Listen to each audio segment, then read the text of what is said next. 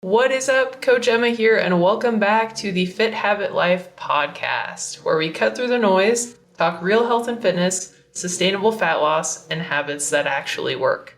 And today I have a super special guest, my fellow coach and friend, Marie. Welcome to the podcast, Marie. Thank you for having me. I'm so excited to be here. You're welcome. Yeah, we met in a forum, I don't know, well over a year ago Yeah, now. how time Yeah, flies. right? It's crazy. Yeah, And we got to go to the Real Coaches Summit together. we sure did. We were buddies. Yes, it was a lot of fun. We saw all the speakers together. We got In-N-Out Burger. And oh no, you I didn't go did to not. that. I did Oh, not. Me, the we did all the other gluten-free. things. Yeah. We went to the speakeasy together That's right. We did and go to, drank water. yes, we did. Had Ah, fun nonetheless. yes, yes, definitely. Well, cool. So thanks for being on. My I pleasure. want to give you the floor to introduce yourself and just how did you get into fitness? Tell us the origin story of Marie. Sure. Hi, everyone. My name is Marie Neuhaus, and I'm the owner and founder of House AF Fitness. And Emma and I were just talking about how I'm likely going to change the name of my business, but that is totally fine because I'll still be Coach Marie. So, how did I get into fitness? I grew up a dancer, and so I think I just always assumed I would be fit because I was dancing. But then, fast forward to college, and the dance program that I was in was really crappy. And so Wow. I decided not to continue dancing, which was kind of a sad day. I miss it like every day of my life because I've been dancing since I was 3. Um, but that turned into just partying in college. So the dancing I did was at like nightclubs. So um, leading a really unhealthy life. And then fast forward to when I was 28, I went to my grandfather's funeral, and he had a military honored funeral. He never talked about his service, which is weird to me. Like, how can you be 28 years old and not know that your grandfather served? So the That's Army and Air Force, or the Army Air Corps, was there and gave him a military honored funeral. And I was so inspired that at the time, the husband that I was married to, I practice husband, I went home and asked him if he was okay if I talked to recruiters, and he was like, sure.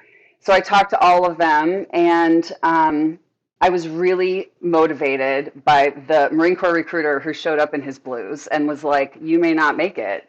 Do you want to do this? And I was like, hell yeah, I do.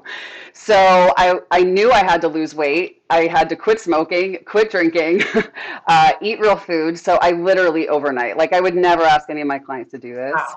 but overnight, quit smoking, quit drinking, started running, started strength training, eating real food, drinking water, and in 3 months, I lost 30 pounds, and I was selected for officer candidate program with the Marine Corps. So again, I would never recommend anybody do that, but it was so drastic, I knew I had to. And I'd never run a day in my life except for like the mile run that you do like in high school or whatever.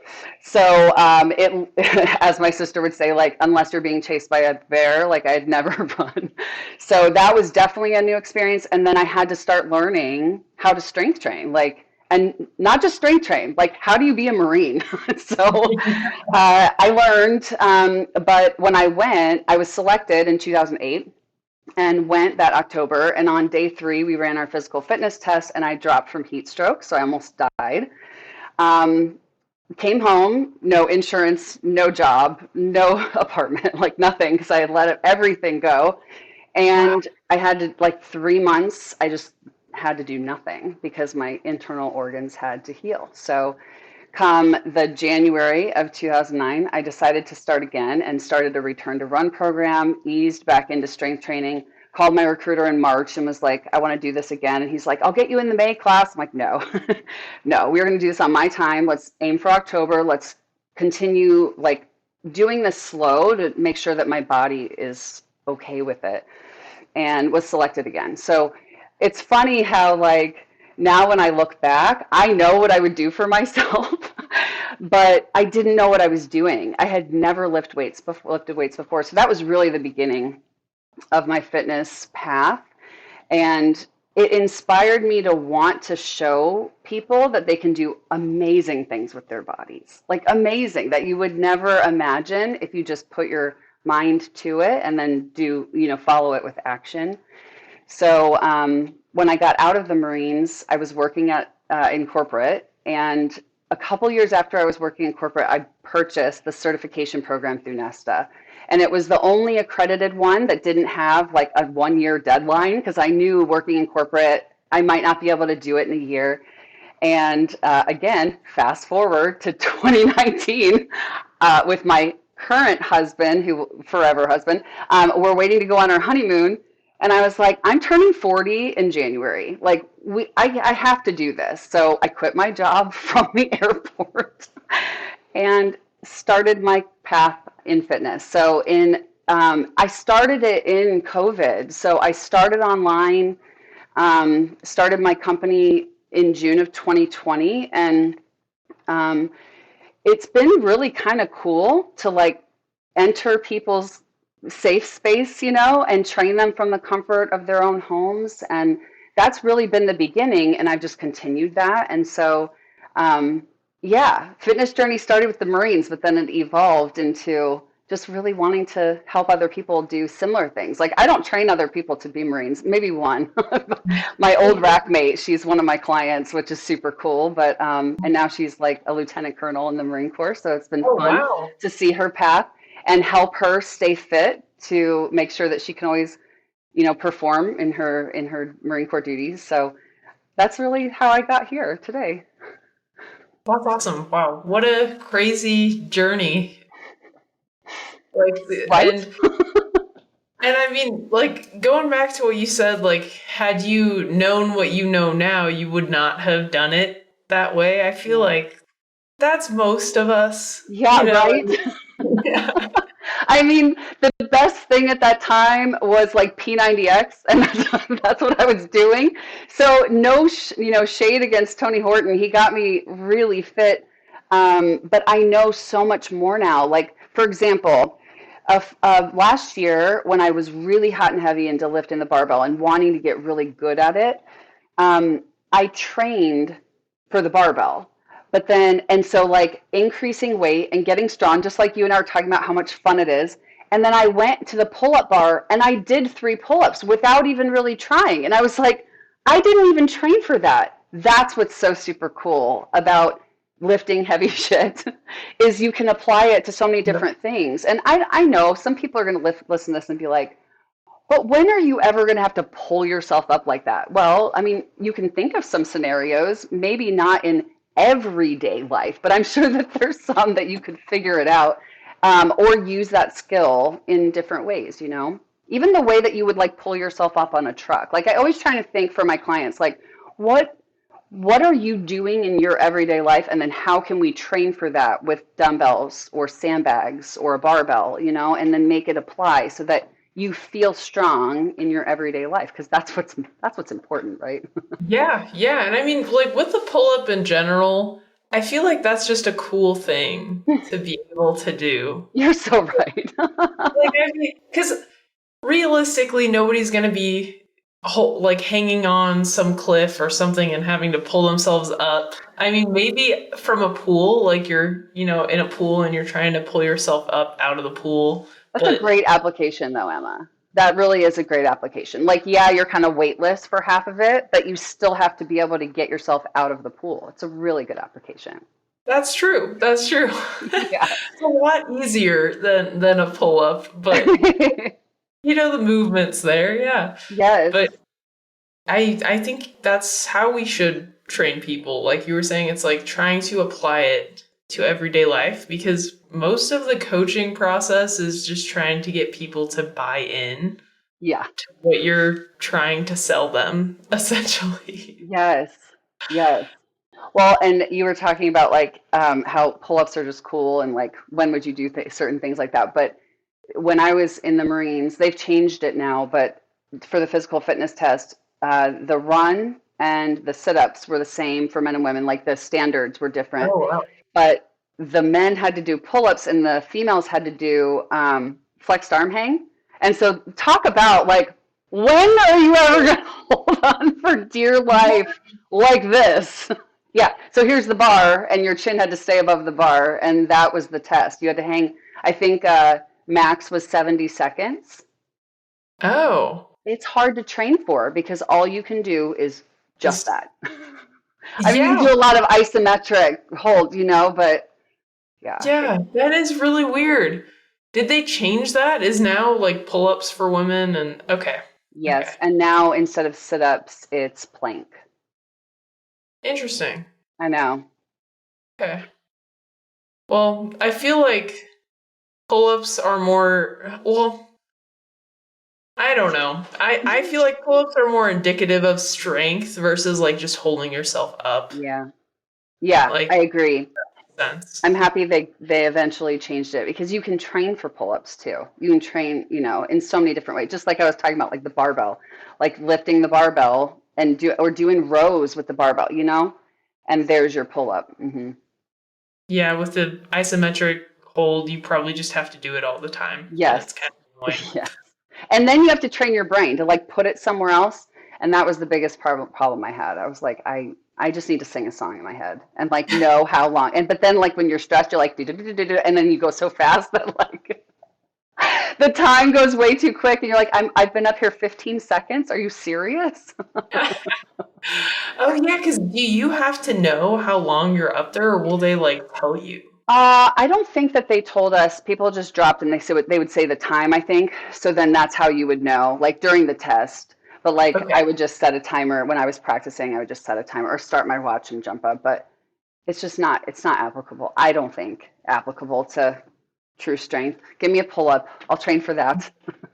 Yeah, I'm interested that they don't do like just actual like weightlifting tests I now because know. I I know. mean that really can show a lot. I mean, I guess you can't. They have weight limits, right? So like you can't be overweight. There's like height weight regulations.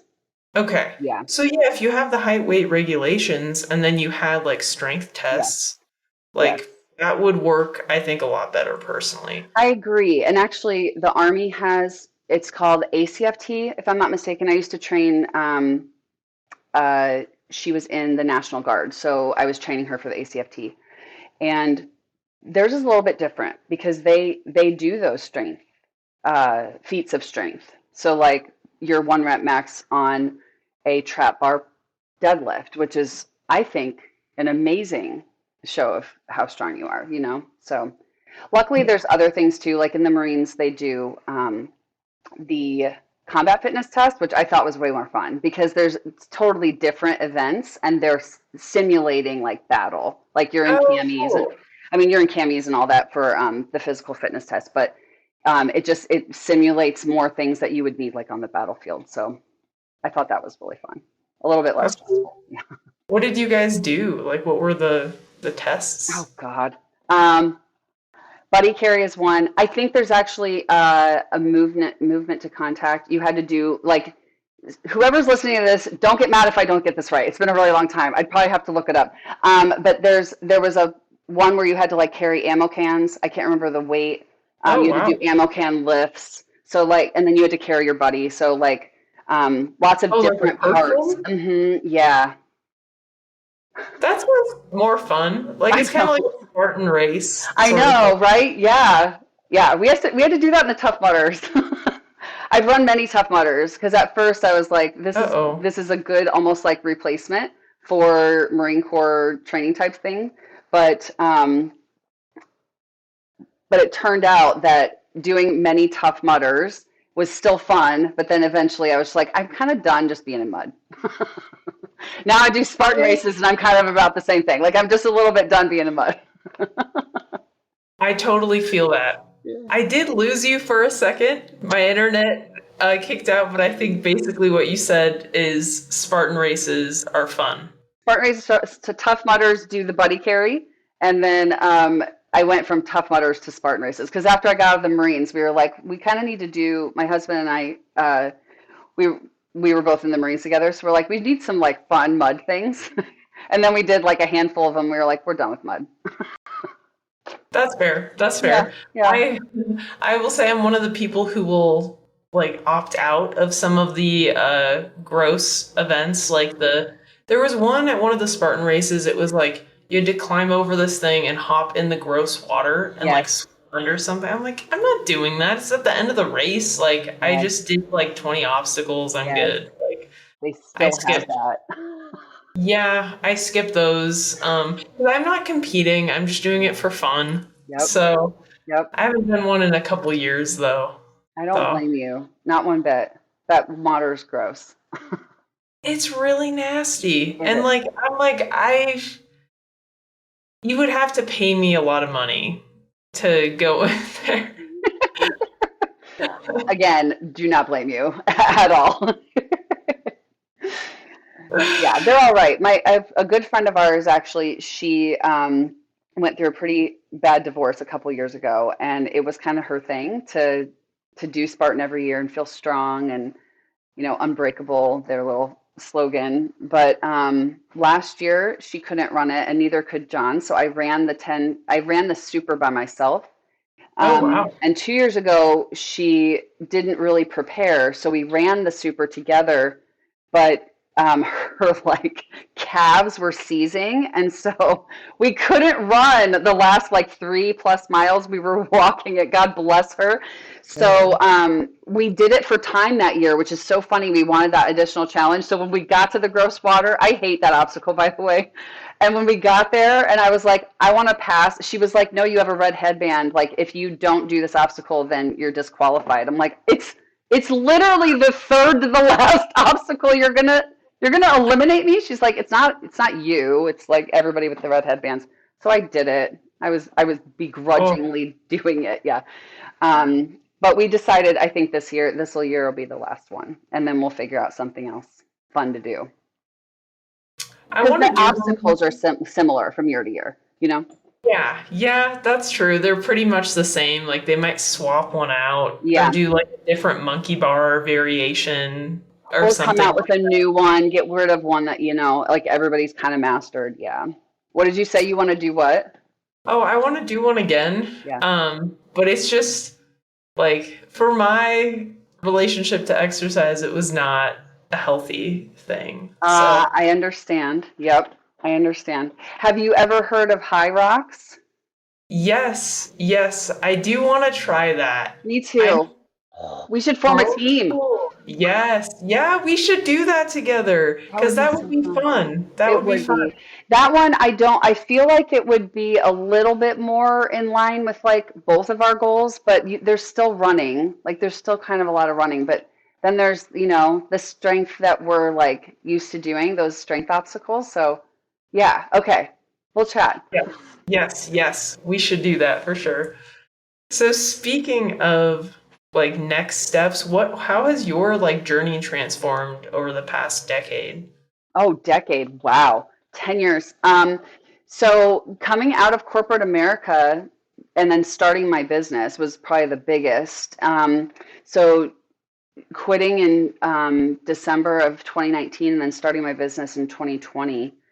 That was a huge change. And so there was not too much, going on the 5 years before that because I was working in corporate and just doing the thing and hanging out with my fiance, who is now my husband, and just living like we call ourselves dinks, dual income, no kids. We were then, and just having a blast.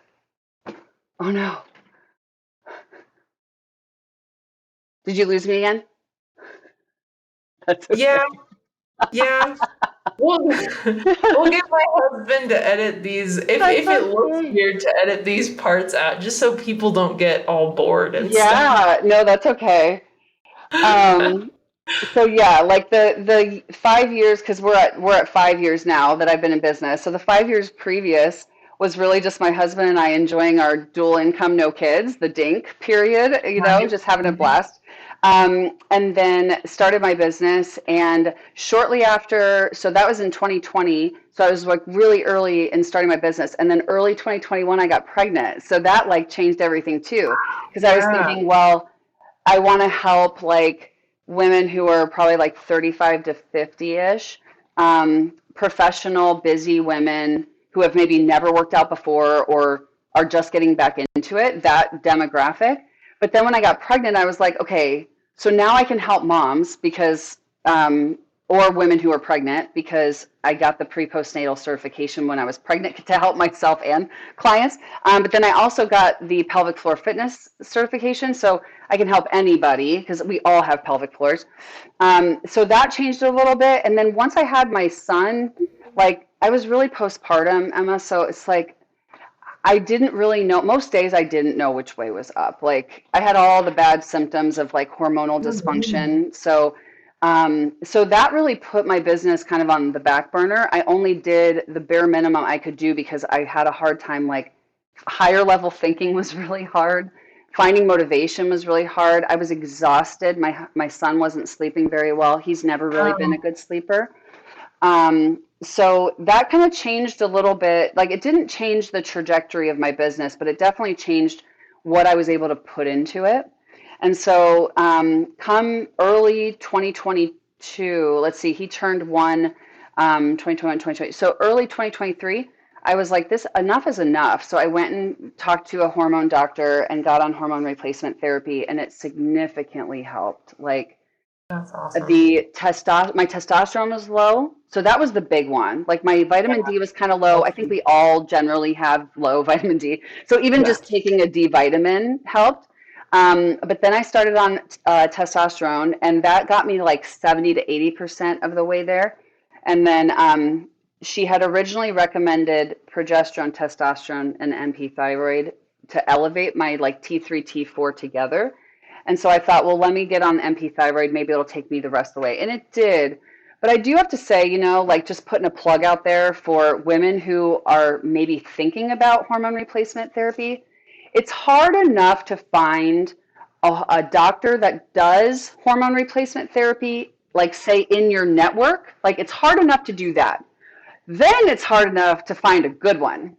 And then it's hard enough to find the ones who actually know what they're doing. Like the more that I listen to these like forerunners of women in the women's health space, I'm learning so much. So I say all that to say, I was feeling spectacular because my testosterone was like in the hundreds. So I was like at the highest level, my testosterone was like 525. Women should never have testosterone that high, and my doctor didn't think it was a big deal. Yeah.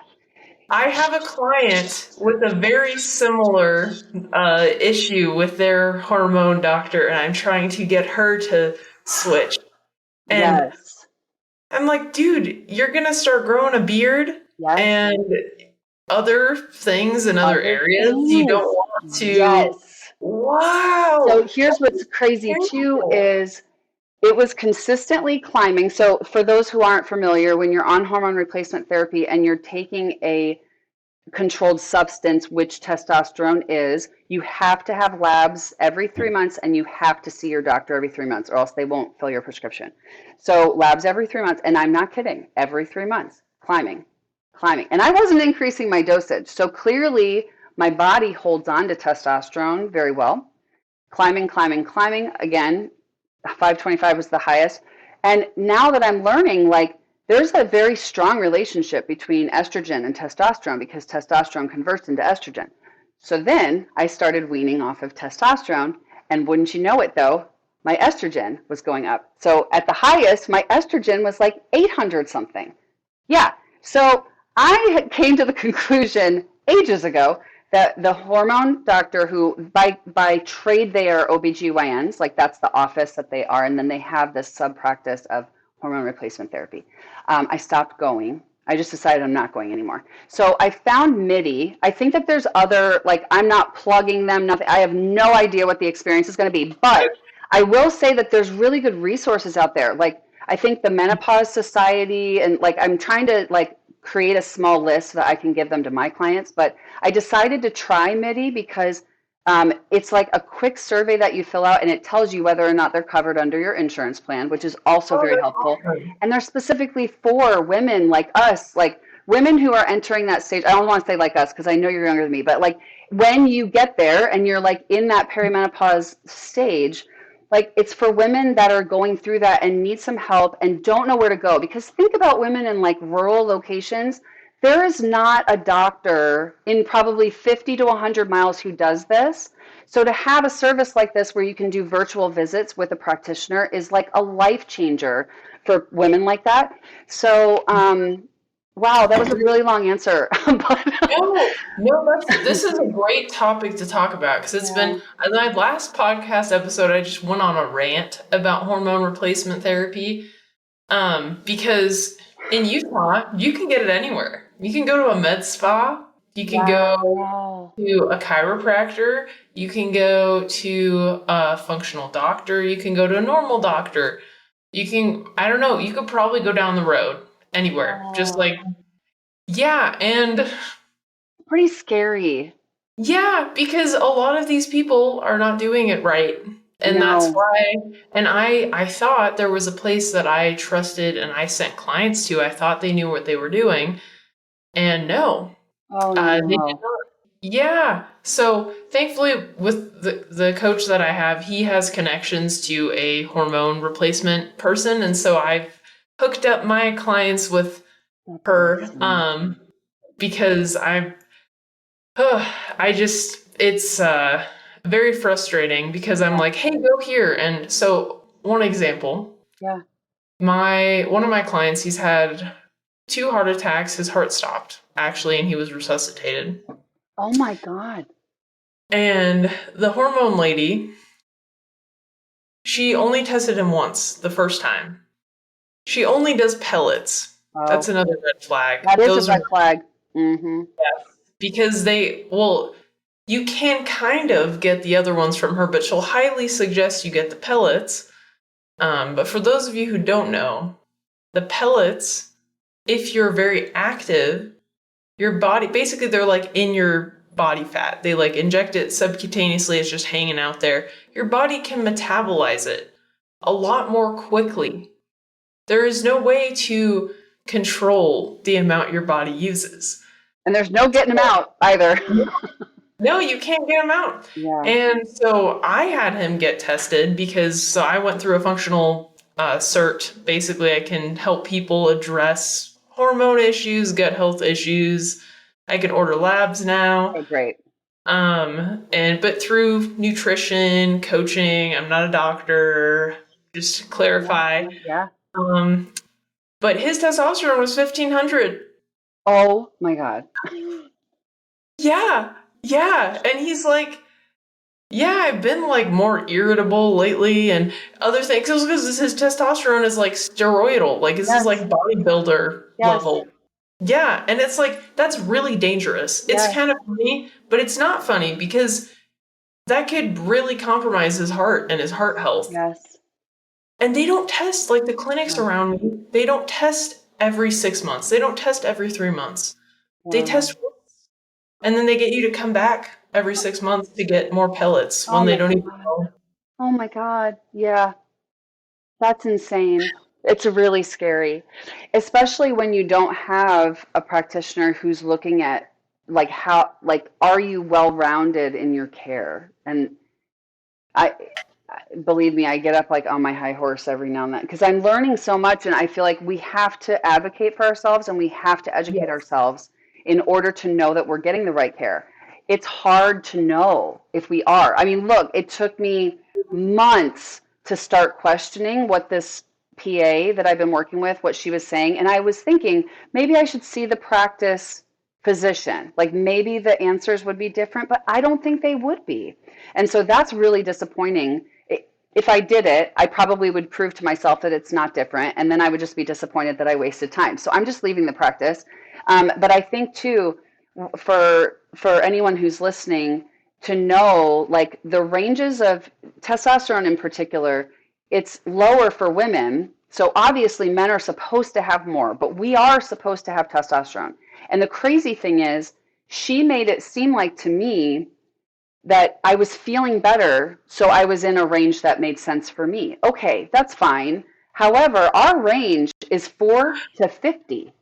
So I shouldn't have testosterone in the 500. So anyone who cares to know, Coach Emma and I have the same coach, And he even said to me, I'm actually surprised that you don't have a lower voice. But funny enough, I was trying to sing some songs over the weekend and I don't have as high a range as I used to. So it's definitely affected my vocal cords more than I realized. Yeah. And he mentioned some other symptoms. He didn't ask me, did you have them? He said, I'm surprised you don't have these. And I was like, but I do. But I do have them. And so, and they've definitely lessened as my testosterone has come down. So now I'm like, I think I was like at 100 something 6 months ago. And then 3 months ago, I was like 200 something. And the fact that it won't stay regulated, that's what coach said. He was like, I need you on a lower dose that's like more frequent so that your body, because obviously your body holds on to it. So you just need a little bit, like every week or twice a week, something little, because the dosage that I'm on. So that's where, going back to the pellets, from what I've learned, again, not a doctor, every human body is different. So my experience is going to be different than yours and all your listeners and all the rest of the human race. But what I am learning is starting small and with one thing is key. Because, and I wish that she would have guided me that way. Had she said, let's start with like the smallest dose of testosterone and give it to you because I do injections. So once a week, and let's see what your body does. And then let's see how you feel. And then maybe we talk about progesterone, or maybe we talk about MP thyroid. But that's, I feel like, another big red flag. The pellets is one. The second one is like, if they're giving you a cocktail of things, like, here, try all these 3 things and tell me how you feel. How do you know which one is working? Yeah. So that's where I started. Like, I should go with the biggest outlier, which for me was testosterone. My level was 12. And I don't know how any human could function on a testosterone of 4. I don't know where our range came from, but I was like worthless at 12. I will, here, let me pull up. So off the top of my head, I can't tell you what the optimal range is, but I have some resources that I leverage when I do look at clients' labs. So let's see what optimal actually is. I would love to know that, because she didn't even tell me that. She just said your testosterone is low. Even know. She probably doesn't even know. I mean, let's be honest here. Probably not. Okay, so I think, 35 to 45 is the optimal range. That sounds good. Let's do that. Yeah, right? Yes. And for men, for context, given the client that I had that was 1,500, optimal is 700 to 1,000. Yes. So higher than that is, and I was looking at his labs, and I'm like, oh my gosh, he's having all of these other markers are off. And it's like, I was looking at the data, and it's like, oh, this signifies too much testosterone. This signifies too much testosterone. I'm like, oh, well, given his levels, okay, hello. Goodness. Yeah. I'm glad you're doing that. Thank you. And I'm glad you figured that out, because dang, like, one of my female clients at the same clinic, her levels were like 200 and 300, and the doctor's like, yeah, it's great, it's fine, but they didn't test like when the spike happened. So her levels probably went up to 500, and she's very active. Yes. So she probably metabolizes it really quickly. Yes.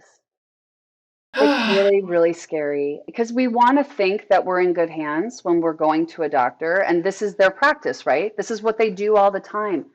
But it's really unfortunate that we have to be skeptical about everything, question everything. Like, at least this PA, as much as I don't prefer her anymore, I do appreciate that she knew that I wouldn't just get or take what she was giving me, that I was going to look it up and research it and decide on my own, not just her telling me. So I do appreciate that. But I'm really looking forward to trying something else and just seeing how it's trying another practitioner, and just see if I can find someone who's a little bit more conservative with their approach. Because even progesterone, like, it dips in perimenopause. That's why most women end up with shit sleep. Like, literally either cannot fall asleep or cannot stay asleep, or both. And then they're like, what did I do from like yesterday to today? Like, what is different? Nothing is different. It's your hormones. So with progesterone, again, what I'm learning, like, starting at 1 or 200 milligrams is good, but then figuring out how often, what time of day to take it, like generally right before bed is good. But is 200 too much for you? Do you need to do 100? Like, how do you do that? So to work with a practitioner who actually cares about how does it make you feel? And then, like you're saying, like, how does it impact your labs and everything else? Like, that is key. So if you have a weird feeling, then like question that gut feeling and then Yeah. maybe find a different practitioner. And I understand too, like it causes stress. Like for me, I'm in this in between weird stage because I decided not to go back to my PA. I'm supposed to be having labs drawn either like last week or next week or something like that. And I'm starting with a new practitioner. So it is a little bit frustrating, but it's your health and that it matters, you know? Yeah, and you do, especially with this, you do want to be skeptical because, like I said, like in Utah, like you can go to the med spa. My husband went to get his labs drawn because we know them, and so I'm like, oh, you guys do hormone replacement, and we already kind of knew his testosterone was low. We just wanted a new set of labs, and they were trying to sell him hormone replacement at 27, and it's Oh like, my gosh. I know. I had clients who are really unhealthy, like their lifestyle's terrible. They don't eat the right foods. We're working on that, obviously, but Obviously. they go in there, and she's like, she was, I don't know, 24, and the lady's like, yeah, you should really be on hormones, and I'm like, Who are these people? yeah, Stop it. I'm like, no, you don't need to be on that. It's your hormones are out of whack because you aren't sleeping well, you're super stressed, and you're not eating quality foods, and you're not Yes. training or moving your body.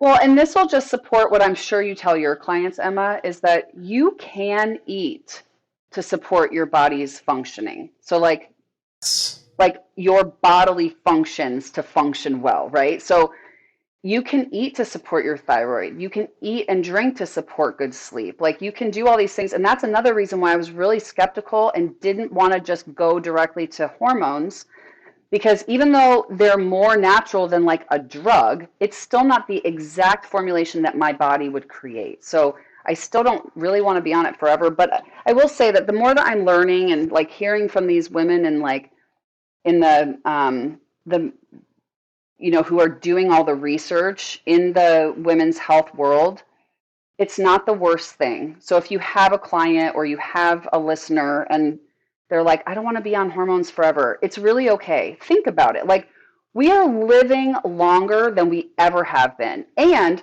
the generations before us just suffered in silence. They thought that this was how it was supposed to be. They probably got gaslighted by their doctors saying, oh, it's just how, getting old is. Like, go home and try and sleep, deal with your 16 children and try not to be tired, And so then I think about my grandmother with 8 kids, and she probably dealt with things that I'll never know about because she's passed. But even my mom, like we have these conversations, and she's like, Marie, you have so much information at your fingertips, and you have certifications, like all this knowledge that we never had in my generation, and they still don't really have it. You have to seek it out, and advocate for yourself. Like that's the big, I don't know. It's just so frustrating. I Yes. feel so bad because it takes so much brain power. And think about the women who go in there like how I was. I couldn't even think straight for my kid. And then I had to think straight to understand the medical stuff that this PA was explaining to me very poorly. So if you're in a spot like that, just know like you're not alone. We're all fighting the big fight together. Yeah, yeah, and that's, I mean, shameless plug, but that's that's the importance of having like a coach that Yes, understands those things or someone in your life yes, that can help you understand and you can ask questions because even like the normal doctors, they don't have time for you. So if you have to use insurance, you have to go to a normal doctor, you need to come in with questions. You need yes, to come in with um action steps like I want to do this thing and you need to tell them why and yes, you need to say hey it's malpractice if you don't draw these labs for me yeah, because some doctors won't draw the labs that you want or they'll remove things and so having somebody else in your corner that can advocate yes. for that, whether that be a coach, a friend, maybe you're lucky and you have a really great hormone doctor. Right? That's that's great, but hormone replacement in general, I personally think, like, I'm for sure going to be on it because the risks of all sorts of comorbidities and terrible like heart disease, brain fog, dementia, like those drastically increase when your hormones go out of whack, which is when you age. So I will be on it for sure. It's nothing to be shameful about, It's really not. Yeah, and it's really not. it can be life changing. It is for sure. Yeah, Especially when you have, like what you said, if you have a good practitioner and they're trying to help you find the right formula that long term will keep you balanced. There are days now, just because I do feel a little bit out of balance, that I just wish I could feel normal again. Like even now, I've been on it, what, for over 2 years, but because of the ups and downs, and I did wean off of NP thyroid because I'm like, I don't need a thyroid medication. My thyroid functions fine. I don't want to tell my thyroid to stop making the hormones, you know?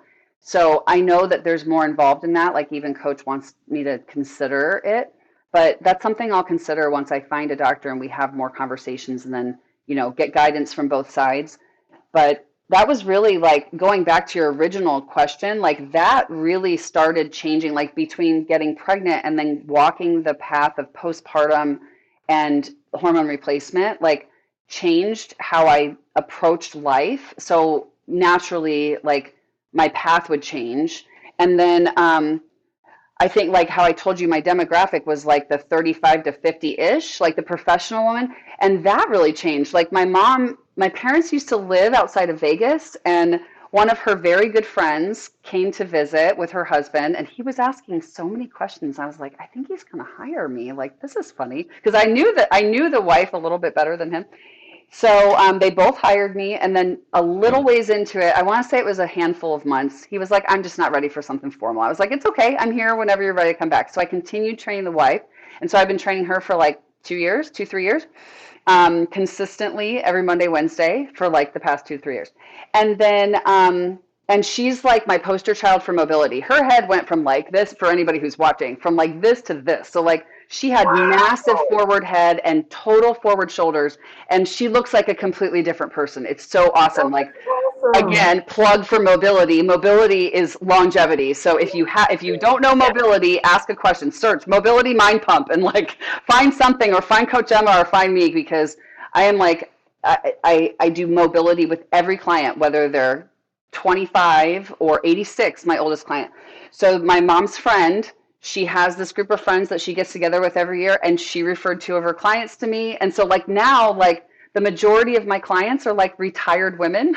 So hence why I mentioned in the beginning I might change the name of my business. I just don't feel like House AF Fitness like speaks to an older generation, and I'm totally okay with that. Like I just want whoever is going to be my main demographic, which is like retired, active seniors, who really have time and money to spend to be able to invest in their health and longevity, that they are like drawn to the name and connect with it in some way. Makes So sense. probably end up changing the name. So that's really how I've gotten here. Like the past 10 years has been, it's really been the past five, Emma, like the past five. And like so much Yeah. happened when I got pregnant.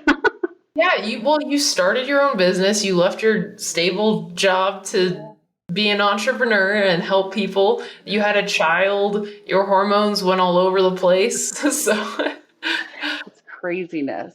And you know, like the transition from corporate to being an entrepreneur, it's a huge change. Like nobody's telling you what to do. There's no timeline. There's no schedule. Like you have to create it. It's not for everybody, you know?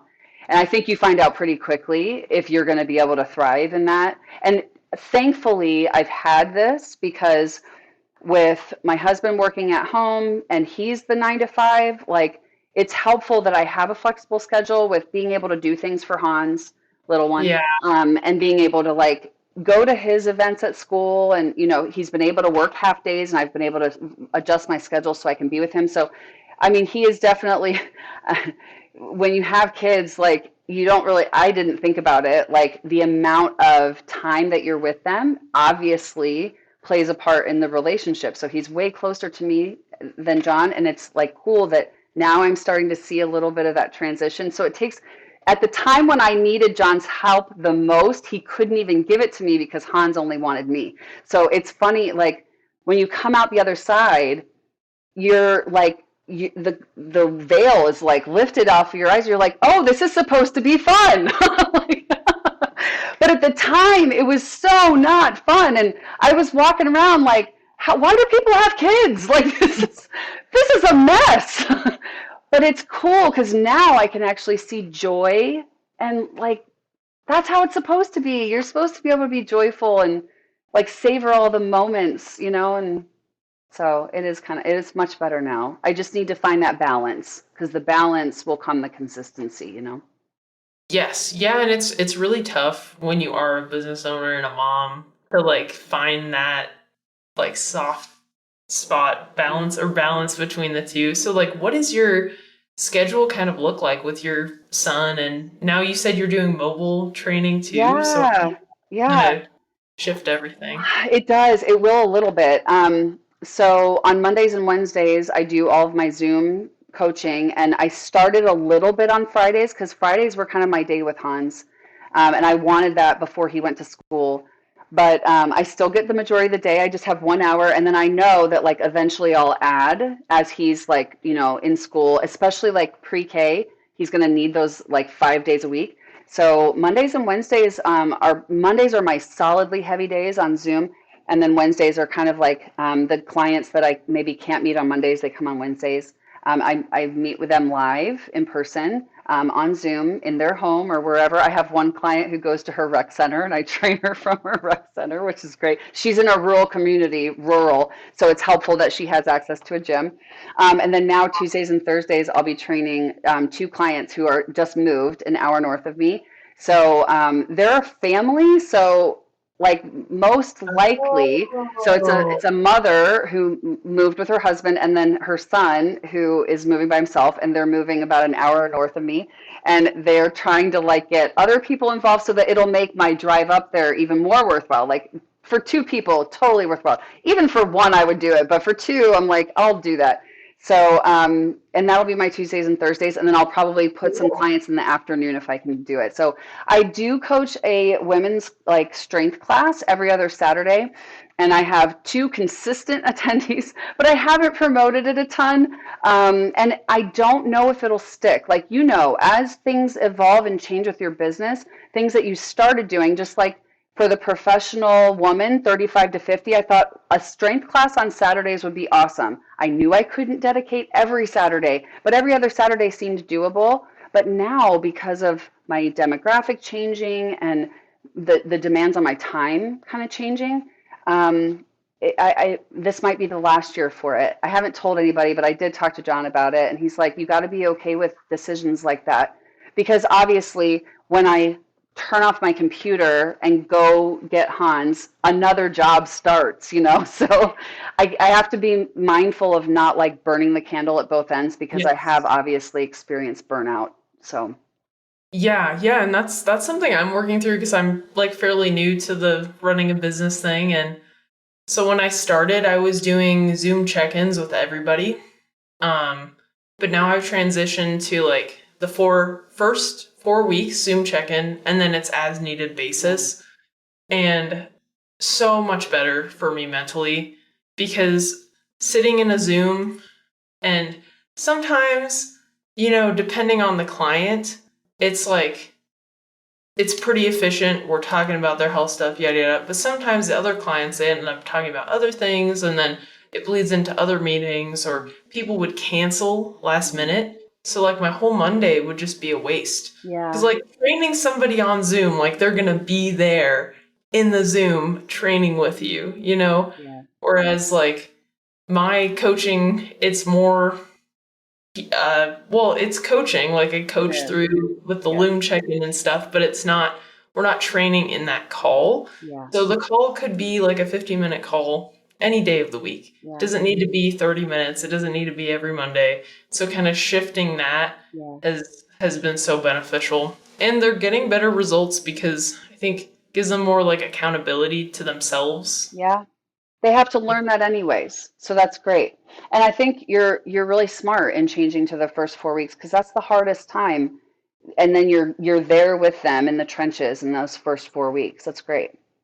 Yeah. So, but it was really hard for me to do because I'm like, this is what I promised these people when we started, like every week. Yeah. But then some of them were like, oh, sweet, that's great. This is easier for me. And I was like, okay, Yeah. that hurt a little I know. bit, but But it's the same. Like you got to think like they get time back and they're still going to do a check-in with you, but it's just not live. Sometimes live is just hard because you have to be right there. So, some people need that, some people don't. Like I provide programming for some people. So I have a handful of clients that's all I do. And then I offer accountability coaching to them. I have some that are really religious. Once a month we meet. And then there's others who are just like, I'm fine. I don't need it. yeah, I I'll have check in some. with them. They're like, I'm good. Yeah. Yeah. Yeah, and I'm like, really? You don't want me to like check up on your diet or anything? Like, you're good? No, I'm good. I'm like, okay, I then know. I whatever. know. Yeah. And then future, what I really want to do, I have all these ideas in my head, like a mobility, like if you just want to start with mobility, here's what you can do. And it's like 5 or 6 weeks, like just get started. And then like something to build on that for beginners. And then some, so like I have all these ideas. It's just finding the time to create the package. And I use a platform app called Everfit. So all of my programs are in Everfit. And like even the programs like from Mind Pump where they're like, use them with your clients. So I actually took them and I videoed me like doing all of the exercises. So those programs are in there. So I have a handful of programs in there, but I don't know, like I'm hesitant to like put them out to the masses, but it will happen at some point because I feel like there has to be some sort of logical transition with the name, the business name, and then I'd be able to like do that. So I have all this like this process in my head. It'll come eventually, but the mobility one is huge. Like I just keep thinking if I can just get that one out there, that alone would be a game changer for so many people. Because girl, I gotta tell you, I walk through the airport and this is what I see. All these like kids kids with forward shoulder and forward head, and then they stand up and there's no difference. Everywhere. It's like forward, Everywhere. oh my God. And then okay, so then fast forward years and years, they're going to be like this one client that I have that has severely constricted chest muscles because the pecs have been like shrunk and shortened because the shoulders are so forward. So just to show somebody what to do with like 10 minutes a day that could change their lives is amazing. So I really need to do it. Yeah, just do it. Yeah. So I was talking with so the other person who I had a podcast with last week, it released today, or today's Monday, 21st or whatever, Yes. while we're recording. And she was like, yeah, I started my podcast and I keep like putting off. I'm like, just do it. So Do it. you just do it. Yeah. Just do it. Rip the Band-Aid off and iterate. Because I think a lot of coaches, entrepreneurs, whatever, it's like they have these ideas, but then they don't implement them. Yes. But even if it's not perfect, Yeah. it's going to help somebody. Yeah. You're so right. And even if it's just one person, that's still one person You're that you right. impacted. It's so right. You're so right, Emma. Just do it, dude. Do it. I just made a to-do list item. Do it. Yes. Sweet. So, what would you like to leave our audience with today? Well, we've talked about some really great things. So I think the biggest takeaways from the conversation that we had is you got to advocate for yourself. Try and find a good practitioner. If you think that you're seeing a good practitioner right now, and you start having these changes and you get a different feeling, then find a different one, whether that's searching out like through the Menopause Society or especially if they're related to perimenopause, because you definitely need to get different care and you don't deserve, like nobody deserves to be gaslighted and nobody deserves to be ignored. It's just not fun. And I think having a support system during that time is super important. So whether it's a friend, a husband, a mother, a child, somebody to support you, because it is really hard to make decisions when you're super emotional, And then if you don't have a support system, find a coach like, Emma or me or somebody who will support you and walk you through the trenches with you. And invest in yourself. Like that's the base thing. Going back to the very beginning of our conversation, you can do amazing things with your bodies. You just have to Yes. do them. So it's like finding that time in the day can be really hard. But at the end of the day, you have to think like, what is the priority? The priority is investing in yourself so that your future self is healthy and strong and full of vitality and can be independent. Like, I don't want to live in a nursing home. So I want Yeah, to be able same to do here. everything. Yeah. So I think that a lot of what I talk about with my clients is like train for activities of daily living so that you can be independent and you have to, make those small sacrifices, whether it's giving up one Diet Coke a day and adding in water, like make those small sacrifices so like years from now you can look back and be like, wow, look at what I did. And look at how much better I feel. Yes, yes. Be Love that. strong. Great way. Great way to end the episode. So where can our audience find you? Oh, I'll link it in the show notes too. yeah, sure. I'm on everything. So you can find me on Facebook, House AF Fitness. You can find me on Instagram at House AF Fitness. You can also find me on Facebook under my name, Marie Neuhaus. And then TikTok. I'm really not on anything yet because I'm changing my name, but I have a bunch of I have mobility videos. Definitely dig through my videos if you want some help on like proper form of things. If you want to see me working out with Hans, or if you want some mobility movements, absolutely check those out. And then you can obviously email or, message me. So I'll give you all those details for the show notes. It's been Sweet. such a pleasure. Thank you for having me. Yeah. Thanks so much for being on the podcast. This was a great one. It was so fun. Thanks, If Coach. yeah, if you guys resonated with this episode, please share it. It helps get the message in front of more people. Rate the show, subscribe, give us some love. Absolutely. And yeah, and we'll catch you on the next one. Bye.